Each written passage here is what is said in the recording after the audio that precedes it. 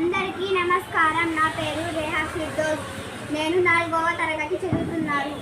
మా పాఠశాల పేరు అరవింద ఇంగ్లీష్ మీడియం. ఈరోజు తెలుగు పద్యాలు నేర్చుకుందాం.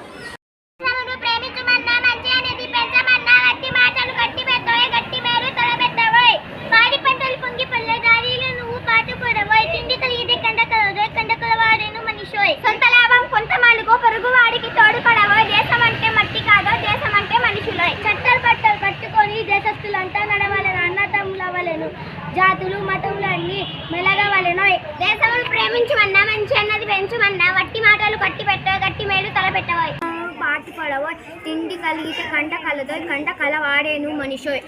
సొంత లాభం కొంత మానుకో, పొరుగు వాడికి తోడుపడవోయ్. దేశం అంటే మట్టి కాదో, దేశం అంటే మనిషి.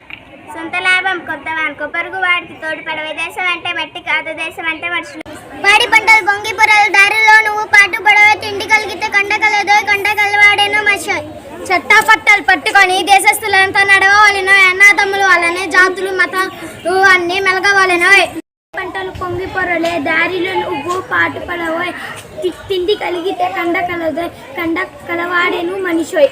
సొంత లాభం కొంత మానుకో, పొరుగు వారికి తోడుపడవోయ్. దేశం అంటే మట్టి కాదోయ్, దేశం అంటే మనుషులోయ్.